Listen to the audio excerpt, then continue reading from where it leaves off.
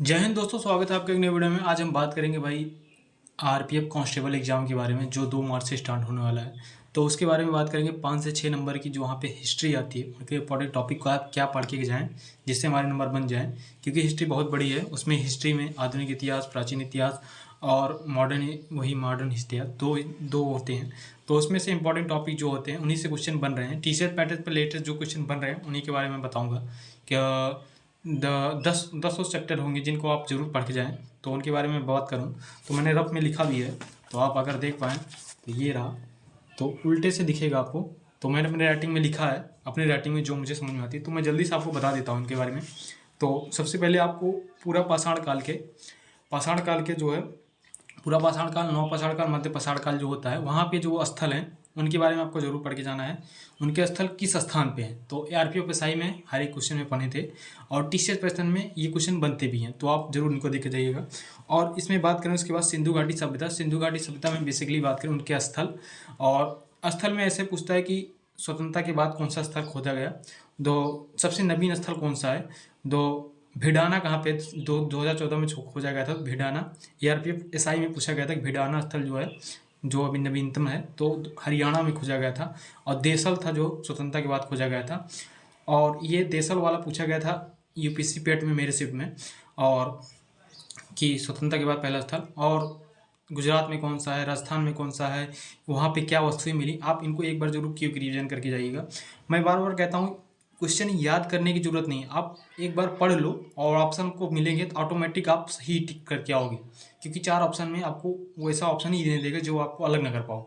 अगर 2 ऑप्शन में 50-50 रहेगा, तुक्का मारना जरूर है, क्योंकि बिना तुक्का के कोई काम नहीं बन है। क्योंकि जो है जीके जीएस सभी को 100% श्योर होकर याद नहीं होती है। 100% श्योर होकर सिर्फ 5 से 10 क्वेश्चन कर पाओगे। और हमेशा जो क्वेश्चन बनते हैं वो बेसिकली बनते हैं अपने माइंड पे और क्वेश्चन एलिमिनेशन, ऑप्शन एलिमिनेशन से। अगर आप सोचोगे कि मैं सारा याद करके चला जाऊँ और मेरे क्वेश्चन बन जाएँ और मेरी एक्यूरेसी जो है जीएस में 100% 95+ रहे, तो ऐसा कुछ नहीं होता है। जिनकी 100% या 95+ एक्यूरेसी रहती है मॉक टेस्ट में, तो आप उनको जानिए कि घपला कर रहे हैं भाई। जिसमें 50 नंबर की जीएस आती है, जीडी में मान सकता हूँ 20 नंबर की आती है, जीडी आसान कर देता है कभी कभी। मगर 50 नंबर की जीएस में आप मान के चलिए, जो ऐसा करता है ना कि एक्यूरेसी के साथ में मेरे 3700 है, ये एक गलत है, तो कुछ घपला कर रहा है, एग्जाम में उसका सर्वनाश होने वाला है। तो आप उनसे उतना ही दूर रहिएगा। और बात करें मगध के उत्कर्ष के बारे में, जैसे उसमें सिंधु घाटी सभ्यता के बाद में आपको पढ़ना क्या है, सिंधु घाटी सभ्यता में बौद्ध धर्म और जैन धर्म के संस्थापक, बौद्ध धर्म के संस्थापक 24वें तीर्थंकर, उनके प्रतीक चिन्ह, महापरिनिर्माण और क्या स्थल वहाँ पे थे। और उसमें बौद्ध धर्म के मतलब कि उनका महापरिनिर्माण, उनका जन्म कब हुआ, उन्होंने गिरी त्याग कब किया, किस नदी के किनारे हुआ, किस पेड़ के किनारे हुआ, उनके ज्ञान की प्राप्ति क्या कहा जाता है। जैन धर्म में यही। और उनके त्रिरत्न क्या थे, और उनकी पुस्तकें जो है। और जैन धर्म की समितियां कहाँ पे हुई थी, बौद्ध धर्म की कहाँ हुई थी। जैन धर्म में 2 ही हैं, एक वहाँ पे हुआ था गुजरात में, और एक था पाटलिपुत्र में।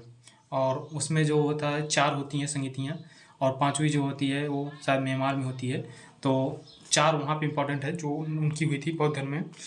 और मौर्य साम्राज्य के उसके बाद मगध का उत्कर्ष पढ़ लेना। मगध के उत्कर्ष में हर्यक वंश के बाद शिशुनाग वंश के बाद जो आता है नंद वंश के बाद मौर्य साम्राज्य आ जाता है। तो इनके एक क्रम से आप याद कीजिएगा कि शिशुनाग वंश के बिंबिसार के बाद कौन शासन किया था, क्योंकि जीडी में टीचर्स बैठने पे ये पूछा था बिंबिसार के बाद शासन किया। अजातशत्रु के बाद उदयन के बाद शिशुनाग आ जाता है, उसकी हत्या करके अपने वंश की स्थापना कर देता है। शिशुनाग की हत्या कालाशोक ने कर देता है, कालाशोक बन जाता है। तो ऐसे था। और इसमें राजधानी जो थी क्या बनाई गई क्या नहीं, इसको जरूर देखिएगा। और बात करें मौर्य साम्राज्य में चंद्रगुप्त मौर्य उसने स्थापना की, उसके गुरु कौटिल्य, चाणक्य और विष्णुगुप्त जो उनका नाम था, 3 नाम है। और उनकी बुक क्या थी, चंद्रगुप्त मौर्य ने अपने किस मतलब मृत्यु किस विधा से हुई थी, संलेखना विधि कहाँ हुई थी, श्रवण बेलगोला में, ऐसे। और उनके बाद क्या आता है बिंदुसार का बाद अशोक वेरी इंपॉर्टेंट है। अशोक के जो भी धर्म थी उनके मतलब शिलालेख, स्तंभ लेख, गुहा लेख, उनके इंपॉर्टेंट टॉपिक है, उनको आप एक जरूर नज़र मार के जाइएगा। बार बार कह रहा हूँ, याद करने की जरूरत नहीं है, सिर्फ देखना है। ऑप्शन 4 मिलेंगे, आप ऑप्शन अलग करके चले आओगे, तो आप सिर्फ देखना है। और दिल्ली सल्तनत में उसके बाद मौर्य साम्राज्य के बाद कुछ नहीं पढ़ रहा है। वंश होंगे, उनके वंश के संस्थापक, उनकी राजधानी, बस इससे ज़्यादा नहीं पढ़ना है। और सारिक चलाना है दिल्ली सल्तनत। दिल्ली सल्तनत में गुलाम वंश, खिलजी वंश, तुगलक वंश, सैयद वंश और लोधी वंश, इनके संस्थापक। और इसमें जो है सबसे लास्ट में लोधी वंश के मतलब पानीपत के प्रथम युद्ध में इब्राहिम लोधी की मृत्यु हो जाती है उसका, और ऐबक और उनके जो है इल्तुतमिश, रजिया सुल्तान, और इसमें अलाउद्दीन खिलजी और MBT मोहम्मद बिन तुगलक, ये ज़्यादा इंपॉर्टेंट है शासक, और किसी को नहीं पढ़ना है। और एक था जो है कि दिल्ली सल्तनत का अकबर किसे कहा जाता है, तो JFK जलालुद्दीन फिरोज खिलजी, इसने जजिया ख़त्म किया था, तो इसको बारे में इंपॉर्टेंट है। और ये था। अब यहाँ से सीधा हट के जाना है मुगल काल में। मुगल काल में बाबर का पढ़ना है, पानीपत का युद्ध, और सिर्फ और उसको अकबर बस यहाँ ख़त्म हो जाता है, और कुछ नहीं पढ़ना है बस। और उनका जो है शाहजहाँ के जो उन्होंने अपने बनाया था आगरा के किला और लाल किला दिल्ली वाला, बस इनको पढ़ लेना बस। और अकबर इंपॉर्टेंट है बस। इसके बाद फिर सामाजिक धार्मिक सुधार आंदोलन। सामाजिक धार्मिक सुधार आंदोलन के जनक जो थे राजा राम मोहन राय, उनकी पुस्तकें, वो उन्होंने ब्रह्म समाज की स्थापना की और आत्मी सभा की स्थापना कब की, ये सारे इंपॉर्टेंट टॉपिक हैं। उसके बाद अपना पंडुरंग इसमें थे, उन्होंने किसकी स्थापना की, संस्था की स्थापना की। स्वामी विवेकानंद इसमें आ जाते हैं। और भी जो इम्पोर्टेंट हैं उनकी सब मतलब कि स्थापना किसने की, जैसे कि एक और थे गुलामगिरी पुस्तक के लेखक कौन थे, वो उन्होंने किस धर्म की स्थापना की। और सावित्रीबाई फूले, अरे उसमें महिला आर्य समाज की स्थापना, पहली महिला स्कूल, ये सब यहाँ से क्वेश्चन बनते ही हैं। तो आप लोगों की इंपॉर्टेंट आप ये जरूर पढ़ के जाना है। और इसके डायरेक्ट अब चले जाते हैं हम इधर 1857 की क्रांति। 1857 क्रांति में किस स्थल से किसने नेतृत्व किया था, इसके बारे में जरूर पढ़ के जाना है। और उस समय ब्रिटेन का PM कौन था, पार्स्टर, वायसराय कौन था, कैनिंग, और क्या मतलब कि उस समय का सबसे मतलब कि वो क्या कमल और रोटी जो था, मतलब कि उसमें जो था, ये पढ़ के जाना है। और गांधी युग में चले आना है सीधा। गांधी युग में कांग्रेस के अधिवेशन जितने थे, किस अधिवेशन में क्या चीज़ किया गया, जैसे इंपॉर्टेंट अधिवेशन सबसे पहला 1885 का WC बनर्जी, भीमस चंद बनर्जी ने अध्यक्ष की थी। उसके बाद पहले पारसी 1886, दादा भाई नौरोजी, फिर पहले अंग्रेज 1888, इलाहाबाद जॉर्ज यूले, फिर 1896 राष्ट्रीय गीत गाया गया, रहमतुल्लाह सयानी। फिर 1911 में